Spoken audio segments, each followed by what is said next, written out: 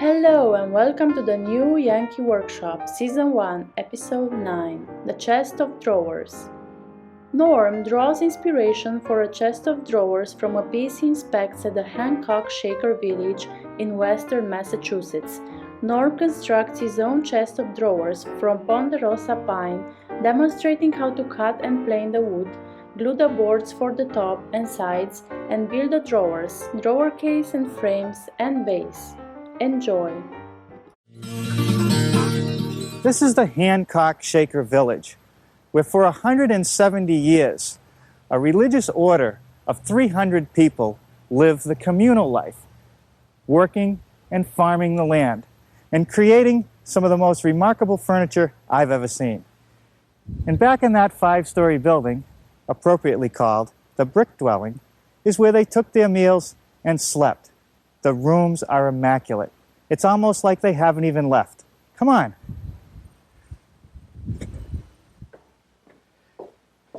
Well, after a hard day's work out here at the Hancock Shaker Village, the brothers and sisters would retire to this level.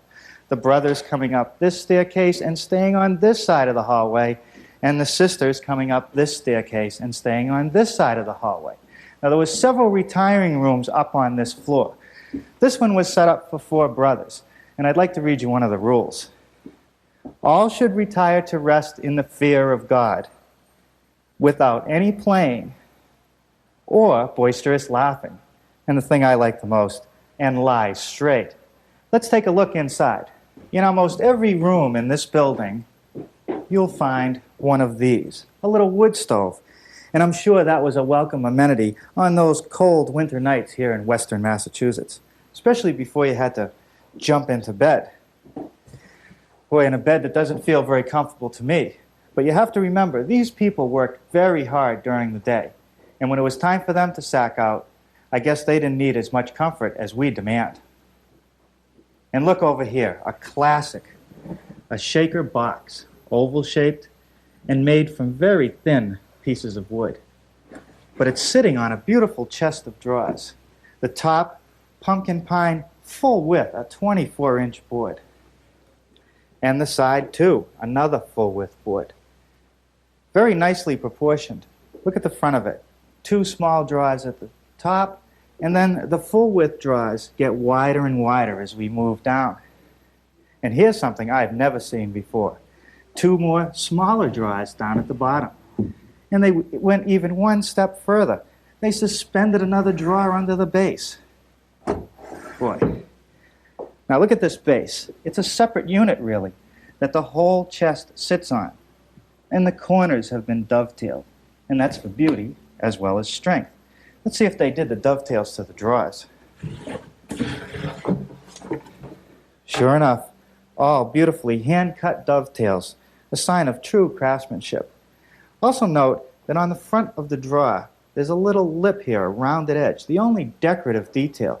The Shakers really didn't believe in much decoration. Really, function was the important thing to them. Each drawer has a lip on the sides and the top, but not on the bottom. And let's take a look inside. Fairly simple, a wooden frame for the drawer to slide on, and that's been let into these sideboards. And I'm sure dado has been chiseled in there, stopping just short of this front so that you get this kind of joint. I think there's a lot of good ideas in this chest, so maybe I should take some measurements. The materials that I need for my chest of drawers are several pieces of Ponderosa pine, 1x12, 1x10, 1x8, and 1x6 in varying lengths, and a sheet of 1/4-inch Luan plywood, which will be for the drawer bottoms and the back of the chest of drawers. Now, the only difficult thing in building this chest of drawers is finding the 1/2-inch stock for the drawer construction. The front's a 3/4-inch material, but the sides and the back are 1/2-inch pine. Now, you might be able to find some at your home center already milled up, but it's very difficult to find. The Shakers would be horrified, but you could substitute some 1/2-inch plywood. The only problem with plywood is that sometimes it might have some voids in it. And if you want to not get into that problem, you're going to have to spend a little bit more money and buy cabinet-grade plywood, which doesn't have voids, and several more laminations. The other alternative is to rip the stock on your table saw. Now even here, this is one of my pieces for the drawer. If I make one pass with the blade at maximum height, it'll cut this much. And on the second pass, it'll cut this much, which means I have a whole area that I can't rip down to 1/2 inch. So that means I'd have to rip smaller pieces and somehow glue them up. But here in the shop, I've got a surface planer. Now this machine does two things. It'll smooth the surface of a board as well as reduce its thickness. So I'm going to take some 3/4 inch stock and by making several passes through the planer, reduce it to 1/2 inch. Watch.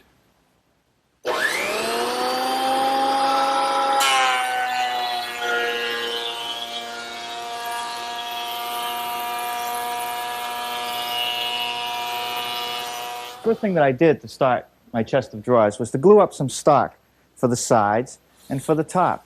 And unlike the drawers where I wanted single pieces, for the top I want to use several pieces, and in this case 4 boards glued together. And believe it or not, this is going to give me more stability and strength. And over here I have 2 pieces that have been glued up for the sides of the chest of drawers. And notice how I've alternated the grain for that greater stability. Now the first thing that I'm actually going to build are the drawer frames. And that's these pieces on which the drawers ride. And if you were to take one out of the chest, you would see that it's assembled with just a simple tongue and groove construction. I'll start out by making the tongue in the long pieces, and I've set up the table saw with a dado blade, which can be adjusted for varying widths. It's 2 blades, and I've set it up so it'll be exactly in the center of this piece of stock, 1/4 inch wide, and we'll cut a 1/2 inch depth.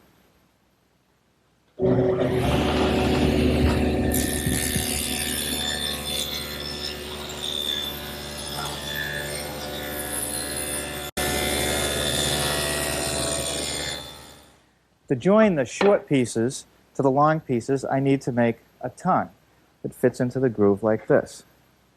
Now to do that, I've changed the setup on the saw a little bit. I've widened the dado head cutter to take a wider path, and I've put a gauge block on because I'm using the rip fence in combination with the T-square, and I don't want any kickback or bind up. And by running each piece through and flipping it, I'll get a tongue.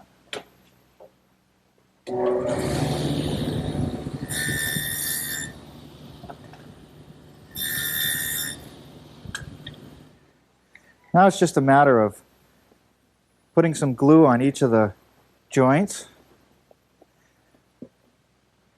sticking them together.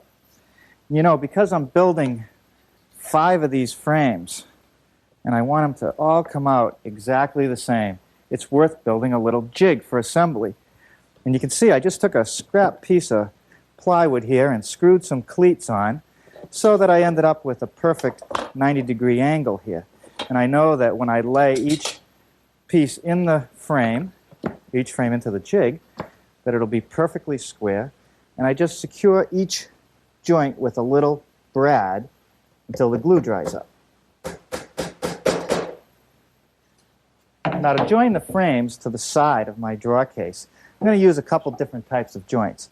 This is called a rabbet joint, and I'll use this at the top and the bottom of the case. And for the intermediate frames, I'll use what's called a dado joint. Now notice how I've stopped removing material about 3/4 of an inch from the front of the side. And that's because I want this nice clean butt joint type of look rather than having the dado show through the end of the piece of wood.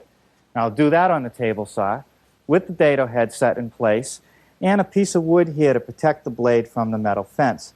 And I've put 2 marks here which are indicators which will show me where to start and stop so that I'll get that 3/4 inch remaining on the front of the piece.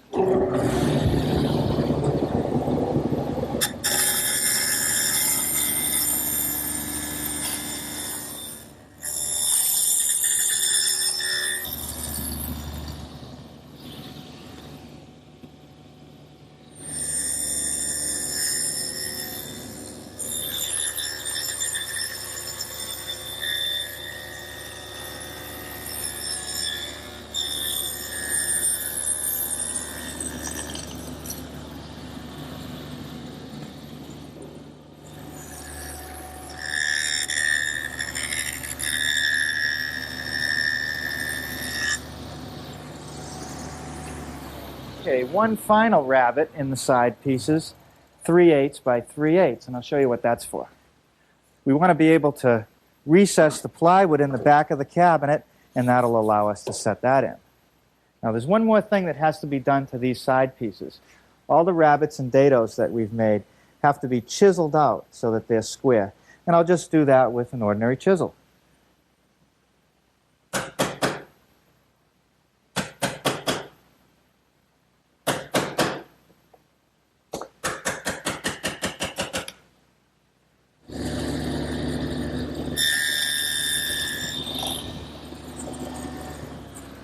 Well, one final operation while I've still got the dado set up in the saw is to make this notch. And that allows me to put the frames in behind the blind dado pocket. Like that. So now a little bit of glue, some nails, and we can start to see what this chest of drawers is going to look like. Now the glue is really what holds this together. You want to think of these nails as just little miniature clamps.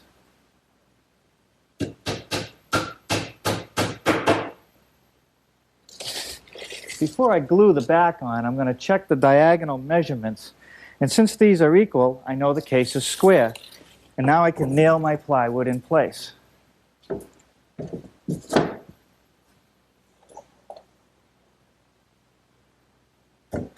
this little piece of wood separates the two top drawers. And speaking of drawers, we're ready for some drawer construction.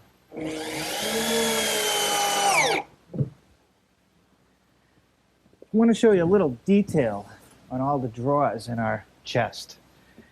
On the front piece of the drawer, there's a lip, so that when the drawer is set in the case, it fits right up against the frame, like that. And to do that, I use my table saw again, with the dado head set in place, and I'll do each end and the top of each drawer front.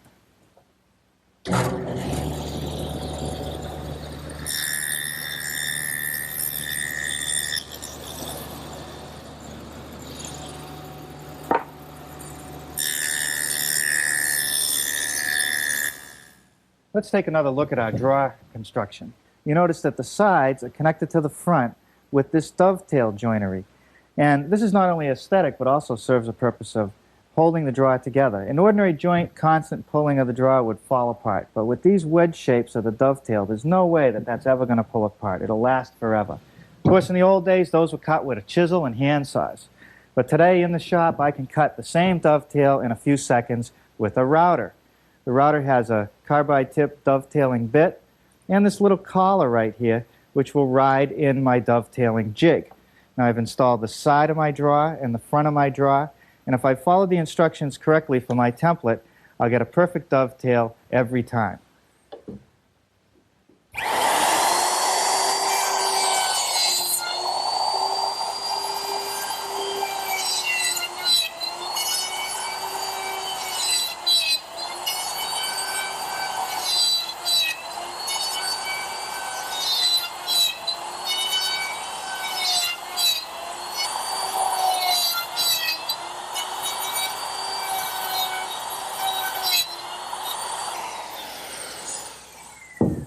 Okay, now the instructions call for me to remove the side piece, make an adjustment to the top gauge, and make another pass on that front piece.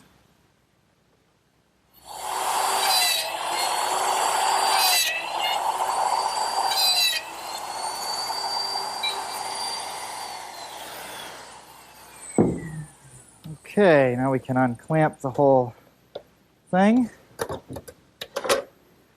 and see how it fits together.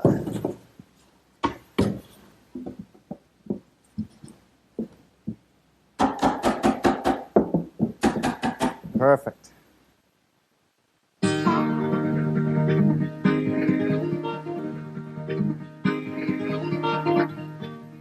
Now let's take a look at how the sides are joined to the back of the cabinet. Just a simple dado joint with a little glue and some nails. And I'll do the dado joint right here over on the table saw with the gauge block and the dado head, being careful to take my side pieces with the dovetails, this being the outside, this being the inside of the drawer, placing the inside down and making my groove.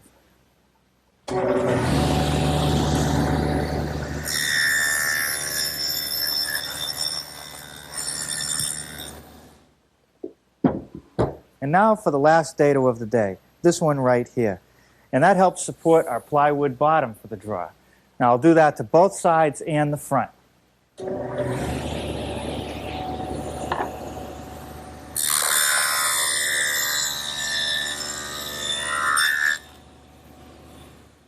Now I've got my router table set up here with the router mounted underneath and a 1/4 inch rounding over bit. And I'm going to round over all 4 edges of my drawer front, being sure to do the edge grain first to minimize chipping on a finished edge.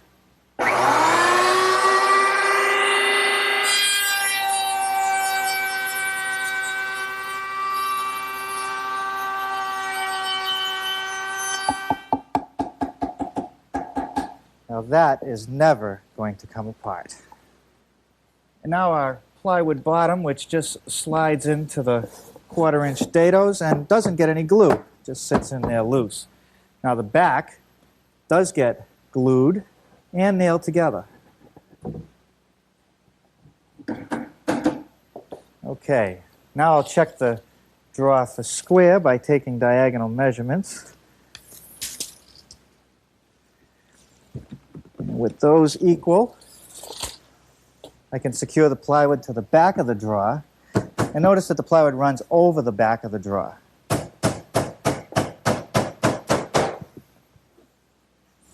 Now our chest of drawers is supported by a base, and this does 2 things. It holds the drawer case up so the bottom drawer won't be right on the floor, and it's been carved out so it's easy to clean underneath it.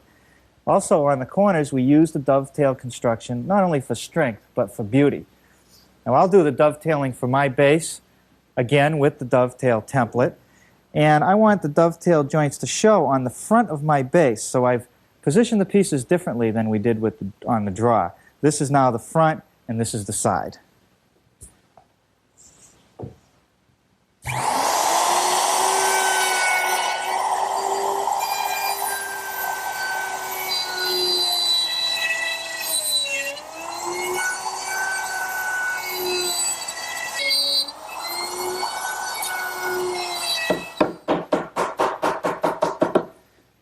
All right, with the base loosely assembled, I'm ready to lay out for the cutouts.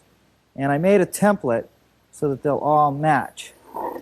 Now on the side, it's just a simple matter of marking from each edge as they intersect in the middle. But on the front, I'll have to mark the arc on each side, and then I'll connect the 2 points together using a straight edge.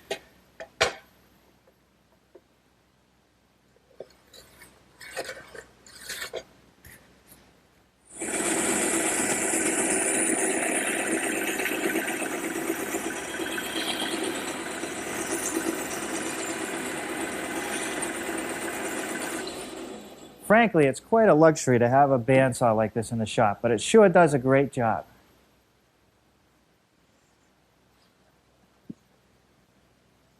With the assembly together and sanded, I'm ready to put these cleats down, which will actually support the drawer case.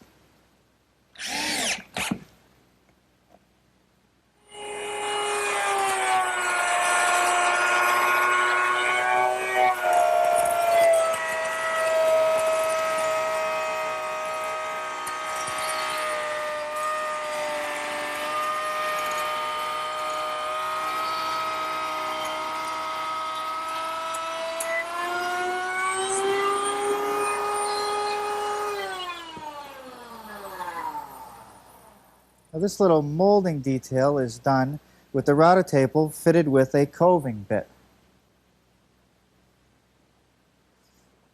Okay, a little bit of glue, and I'm ready to fasten the base to the bottom of the drawer case, and I'll do that with just a few screws.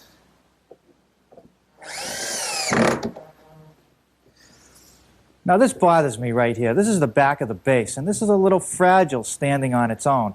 So I'm going to put these angle blocks in here to help support it. They won't be seen from the front of the chest of drawers.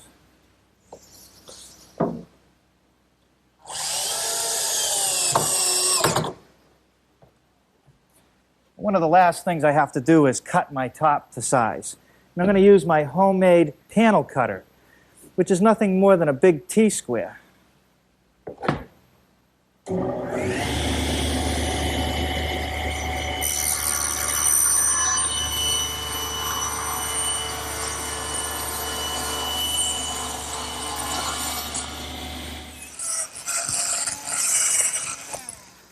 Okay, I've pre-drilled some holes to fasten the top, and in the center it's just a regular hole.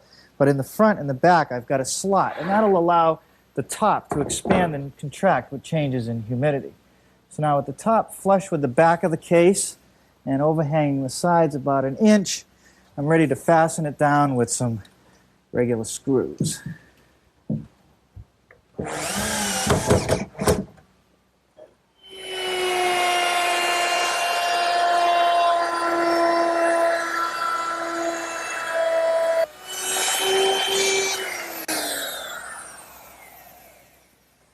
Well, I think that adds a nice little touch to our top, don't you? And I did that with my router and a 1/2 inch beating bit. Now it's some time for some fine sanding, and we'll be ready to put some finish on it. Well, before I do any staining of a project, I want to make up some samples, and that's what I did here. I took a piece of pine that's similar to the material that the case was built out of. And on this side, I put some stain just on the raw pine, untreated, and you can see how dark and blotchy it is. But over on this side, I prepared the wood first by using a pre-stained sealer. And then I put the stain on, and you can see the effect. It's a much more uniform staining job, and that's the color I want. So the next step is to put the pre-stained sealer on all the display surfaces.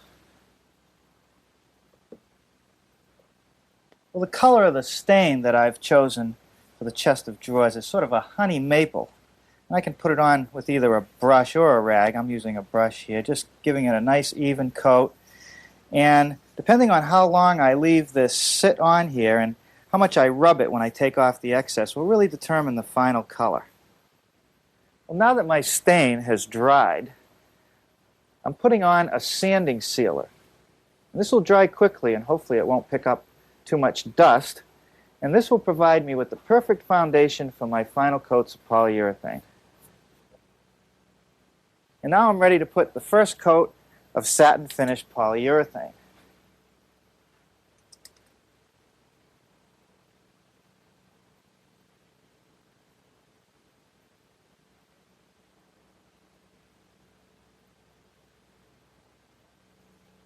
Well, after a final sanding, I'm ready for the last coat of polyurethane, which is going to give me a durable, attractive finish for many years.